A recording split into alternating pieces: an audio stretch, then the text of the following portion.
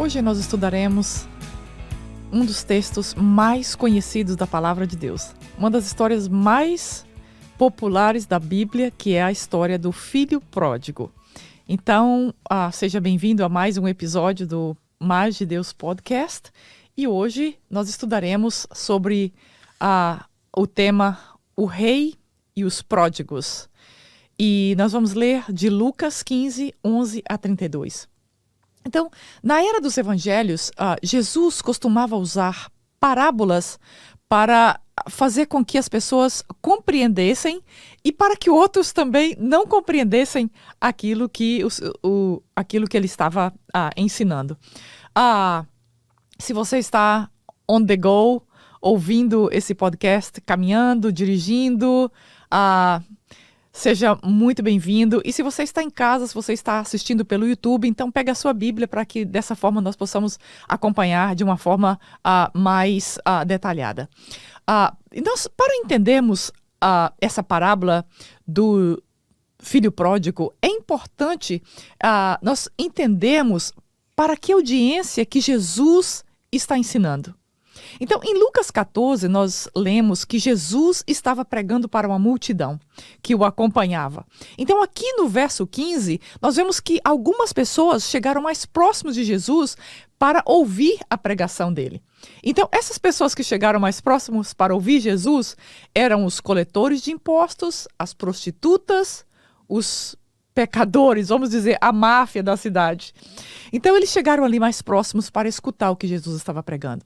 Só que havia um grupo ali de fariseus e de escribas, e eles começaram então a reclamar que Jesus caminhava com pecadores, que Jesus comia com pecadores, que Jesus se associava com pessoas impuras, imorais. Então, Jesus começa a falar para essas duas audiências que estavam presentes. Uma audiência, como já falamos, era a audiência de coletores de impostos, de prostitutas, era a máfia, os pecadores.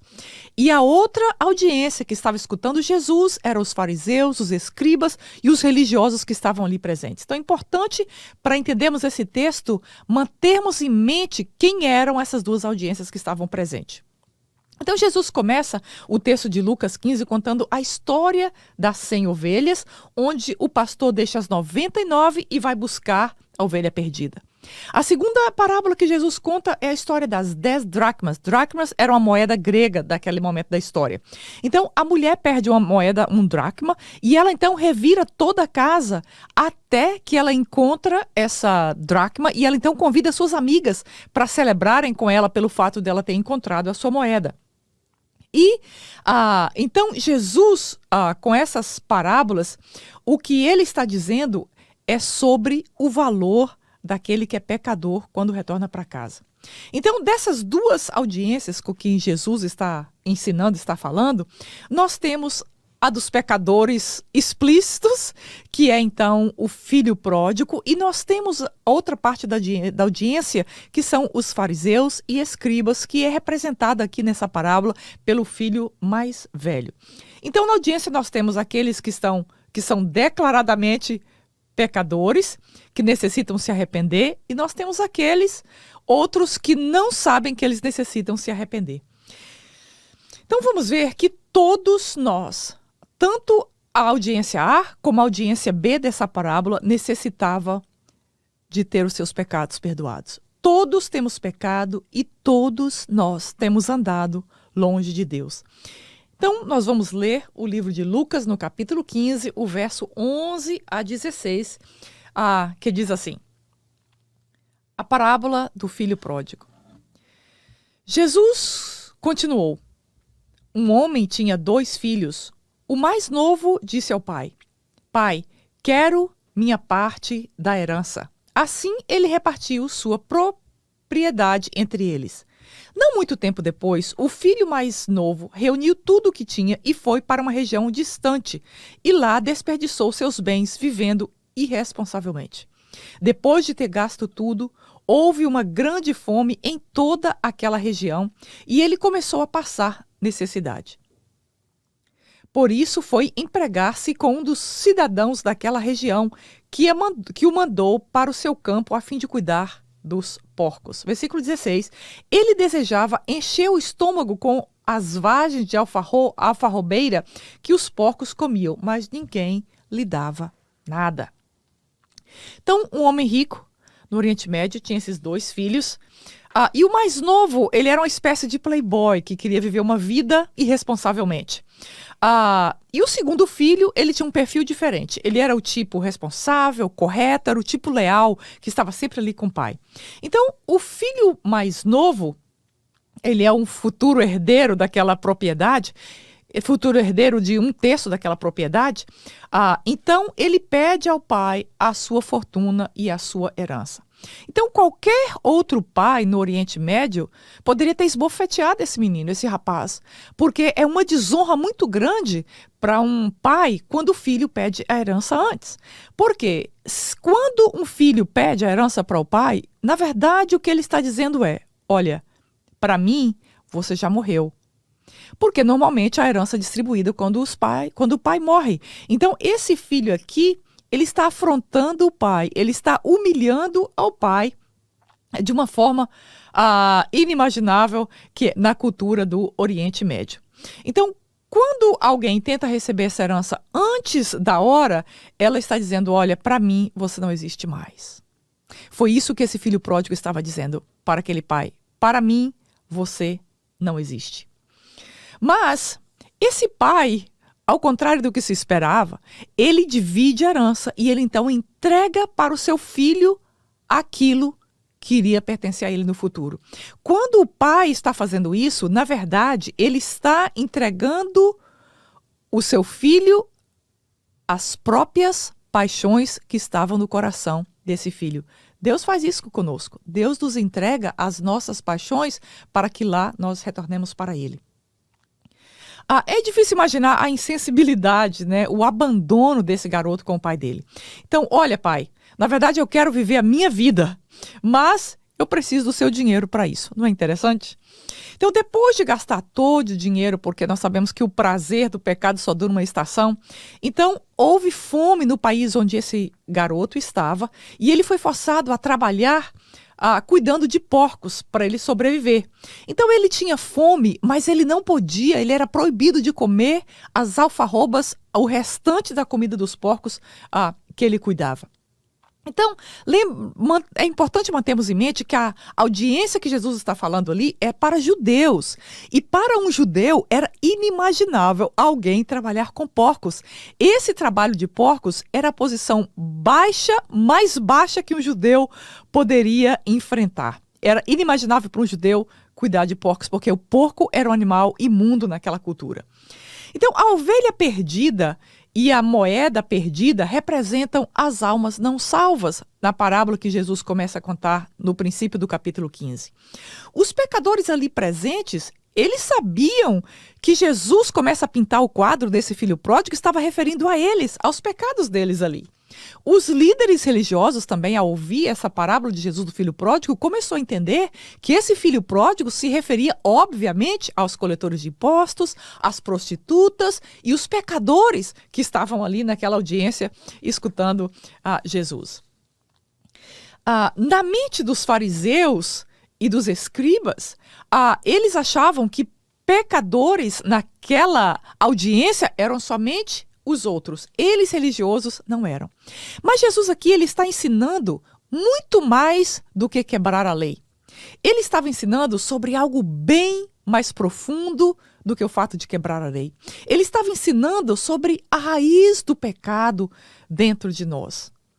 Nossos corações, eles tomam uma postura de rebelião contra Deus, nos levando a cometer todo tipo de pecado e egocentrismo. Imoralidade sexual, ganância, preguiça, inveja, orgulho. Então Jesus está indo agora mais profundo no coração daquelas duas audiências que ali estavam.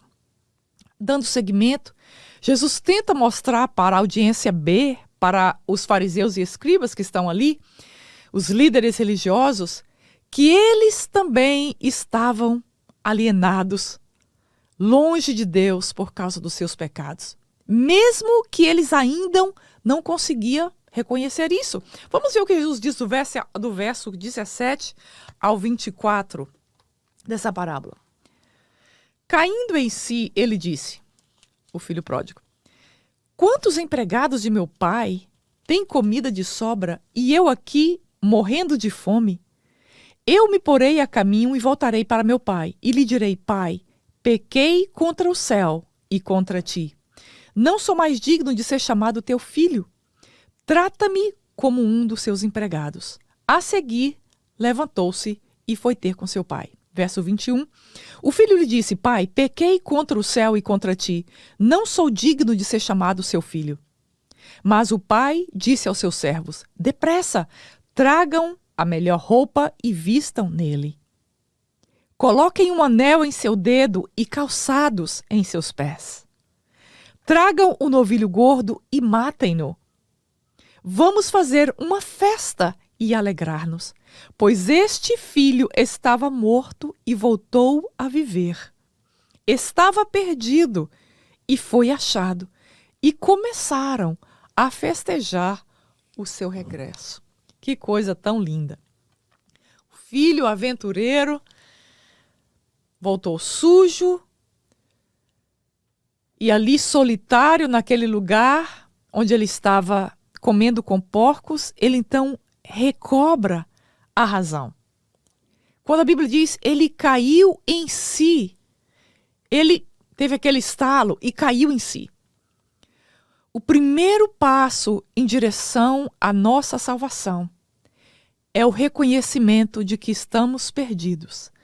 Quando nós caímos em si, quando nós, como popularmente se diz, caiu a ficha, é quando algo dentro de nós dá um clique. Quando nós caímos em si, esse é o primeiro passo em direção à nossa salvação. Então, ele se deu conta de que ele precisava voltar para casa. Isso é bem verdade. Quando alguém cai em si, o primeiro sentimento que vem nesse coração é de que essa pessoa precisa voltar para casa. Ele pensa que ele deve retornar e implorar seu pai para que ele seja tratado pelo menos como um dos seus empregados. E é importante chamarmos a atenção aqui que esse filho está voltando para a casa do pai, não é por amor ao pai, mas ele está voltando para a casa do pai pela abundância que há na casa do pai. E muitos de nós temos chegado a Deus, e muitos chegarão a Deus, não é por amor a Deus, mas pela abundância da casa de Deus. E aqui, quando o pai, que todos os dias caminhava a certa distância naquele caminho esperando o filho retornar, o vê de volta.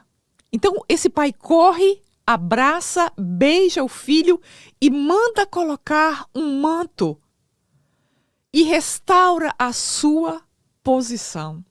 Isso mexe muito com o meu coração. Quando nós voltamos para Deus, quando nós caímos em si e voltamos para Deus, a primeira coisa que Deus faz, coloca um manto, ele cobre os nossos pecados com a sua justiça. E ele então nos coloca de volta na posição de filhos. Quando esse pródigo saiu, ele saiu da sua posição, ele rejeitou a sua posição de filho, exatamente como nós fazemos com os nossos pecados. Mas quando nós voltamos para a casa do Pai, ele nos cobre com o seu manto de justiça, que se chama Jesus Cristo. E então nós voltamos à nossa posição inicial, que é a posição de filhos de Deus. E ele vai além. Ele então faz uma festa para celebrar o retorno do seu filho que estava longe. Jesus deixou claro que Deus deseja que todos aqueles que estão longe decidam voltar para Ele em humildade. Deus deseja que nós, pecadores, nos arrependamos e voltemos para Ele. E outro ponto que nós vamos ver no nosso estudo aqui, dando prosseguimento, é que a hipocrisia também nos separa do Pai. Aquela audiência, A e B, como comentamos, achavam que somente os pecados, a prostituição, o roubo dos coletores, a máfia que estava ali. Mas Jesus agora aponta para os nossos corações de que a nossa religiosidade e a nossa hipocrisia também nos separa de Deus. Vamos ler o verso 25 ao verso 32, que diz assim: enquanto isso, o filho mais velho estava no campo. Quando se aproximou da casa, ouviu a música e a dança. Então chamou um dos seus servos e perguntou-lhe o que estava acontecendo. Este lhes respondeu: seu irmão voltou e seu pai matou o novilho gordo porque o recebeu de volta, são e salvo. O filho mais velho encheu-se de ira e não quis entrar. Então seu pai, preste bem atenção, então seu pai saiu e insistiu com ele. Mas ele respondeu ao seu pai: olha, todos esses anos tenho estado trabalhando como escravo ao teu serviço e nunca desobedeci às tuas ordens. Mas tu nunca me deste nem um cabrito para eu festejar com os meus amigos. Mas quando volta para casa este teu filho que esbanjou os teus bens com as prostitutas, matas o novilho gordo para ele. Disse o pai: meu filho, você está sempre comigo e tudo o que eu tenho é seu. Mas nós tínhamos que celebrar a volta deste teu filho e alegrar-nos, porque ele estava morto e voltou à vida. Estava perdido e foi achado. A tela que Jesus está pintando, o quadro que Jesus está pintando nessa parábola agora vai mudando de cores e de posição. Está ficando um pouco mais sombria do que se esperava. O irmão mais velho que estava ali todo o tempo fiel ao pai, quando viu o mais novo que o abandonou, quando ele escuta aquele movimento de celebração e alegria pelo retorno do irmão, ele perdeu a cabeça. O irmão mais velho perdeu a cabeça, ele não pôde suportar ver que o pai estava ali celebrando o retorno do filho. Quando ele soube que o pai perdoou o filho e aceitou de volta, e ainda como se não bastasse, ele preparou um banquete para celebrar aquilo, então ele se encheu de raiva e esbravejou. E quando nós observamos esse texto, algo impressionante. Os mesmos pés que levou esse pai a se encontrar com o filho mais moço, com o pródigo, esses mesmos pés, leva agora esse pai até o filho mais velho. Esses mesmos pés de amor que levou para perdoar os pecados daquele filho que estava longe e com seus pecados bem aflorados e bem notórios, ele vai agora com o mesmo amor para confrontar esse filho que agora traz outros pecados dentro dele. Deus caminha em direção a todos nós. E nós vemos nessa parábola que de forma tão interessante, Deus caminhou em direção aos escribas e fariseus com o mesmo amor que ele caminhou em direção ao restante da multidão. Mas o filho lamentou para o pai: eis que há tantos anos te sirvo e nunca transgredi um mandamento teu. Então nós vemos nesse filho agora uma mentalidade de escravo. A primeira coisa que ele coloca aqui é que a relação dele com o pai dele é uma relação por meritocracia. Eu cumpro a lei, eu te obedeço, eu faço tudo correto e você nunca me coroou por isso, você nunca me recompensou por isso. Esse filho aqui, ele não compreende sobre a graça. Ele pensa que por fazer as coisas corretas, ele vai receber o amor do pai. Ele pensa que é pela performance dele que ele vai receber o amor e o cuidado do pai. Ele não conhece o que é graça. Contudo, ele diz: nunca me deste um cabrito para eu regozijar com os meus amigos. Não é interessante isso? Esse filho mais velho, ele gostaria e ele estava planejando regozijar não com o pai. Ele pretendia e ele tinha no seu coração fazer uma festa não com o pai, se alegrar não com o pai, mas com seus amigos. Esse era o seu coração. E ele segue o seu discurso. Vindo, porém, este teu filho, que desperdiçou os teus bens com meretrizes, mataste-lhe um bezerro cevado. E o pai suplica e o diz: tu sempre estás comigo, e tudo que é meu é teu. Não é interessante que algumas vezes nós podemos estar na presença de Deus todos os dias, como esse filho que comia à mesa com o pai todos os dias, e mesmo assim não usufruir da presença e da alegria do pai.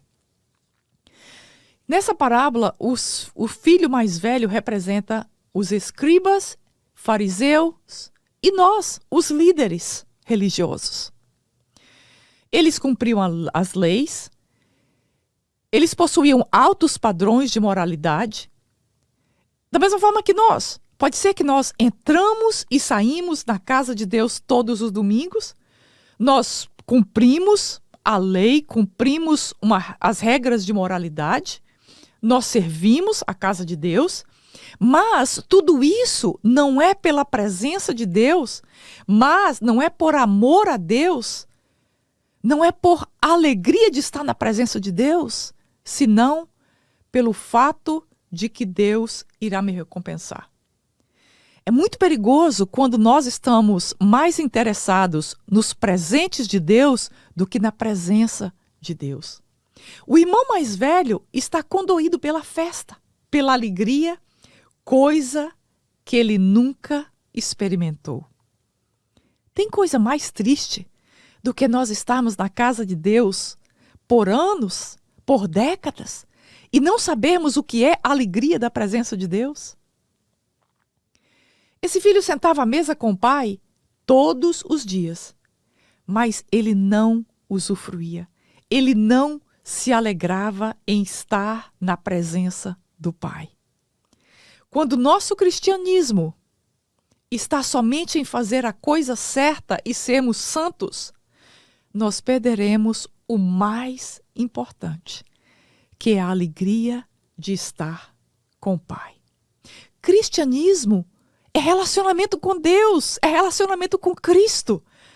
Não existe outra coisa além disso. Se nós convivemos com Deus, convivemos com a sua palavra e até obedecemos a sua palavra, mas se nós não temos esse relacionamento, esta comunhão, essa alegria, nós ainda não experimentamos a essência do cristianismo. O pai tem mais alegria num pródigo que se converte do que num santo que pensa que nunca irá pecar. Eu vou repetir.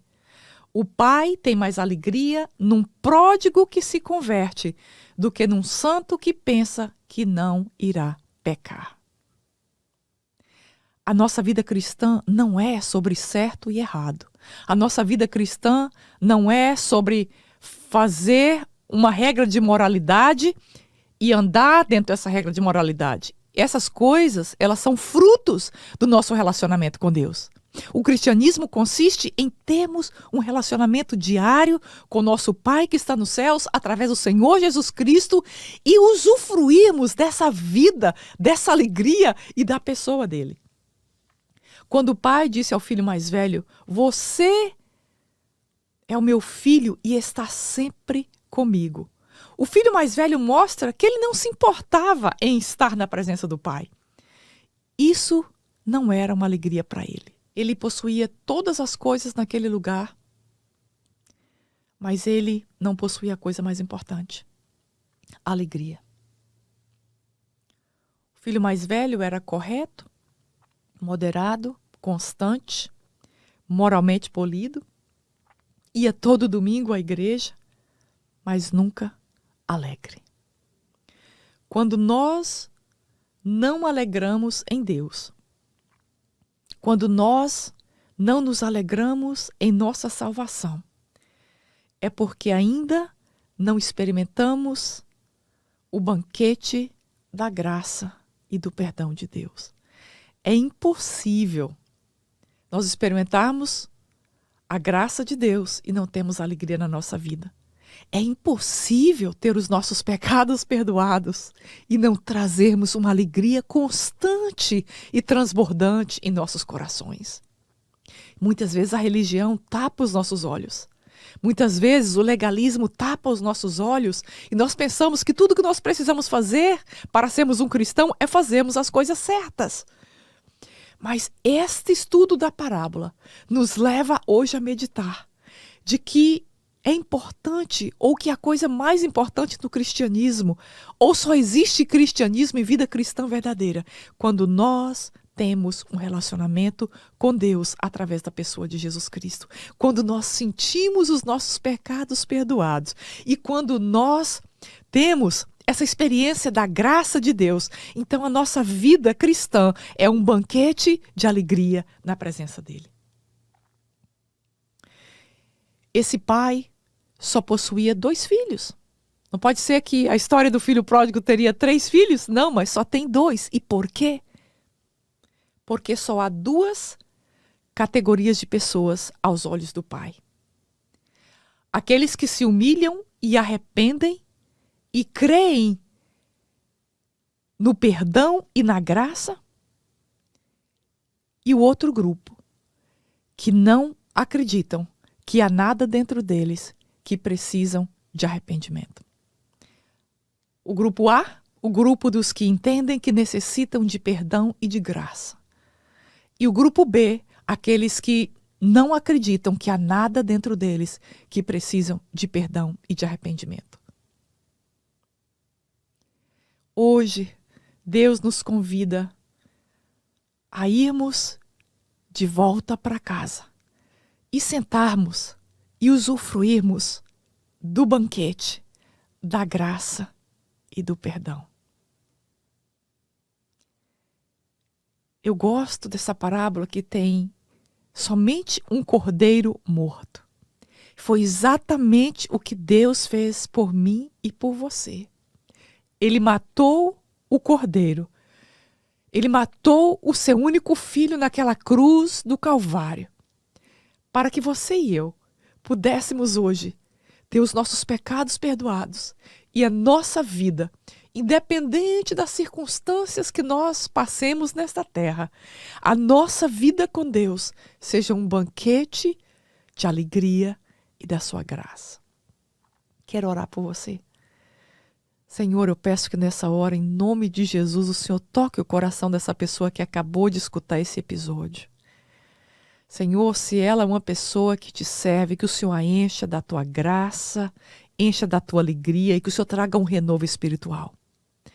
E se ela está distante de ti, Pai, como um filho pródigo, eu peço que o Senhor abra os olhos dessa pessoa, abra os olhos espirituais e o coração para que ela tenha o desejo hoje de voltar para casa e voltar para o banquete da graça. Eu peço a tua bênção em nome de Jesus. Amém. Muito obrigada por você ter escutado mais esse episódio. Se você gostou, clica aí e compartilha com alguém que está no seu coração. Se você deseja ouvir mais estudos bíblicos, porque esse é o seu podcast de estudos bíblicos. Então você pode voltar, nós temos vários estudos bíblicos onde você pode ouvir e juntos nós podemos crescer um pouco mais. Muito obrigada e até a próxima terça-feira com mais um episódio.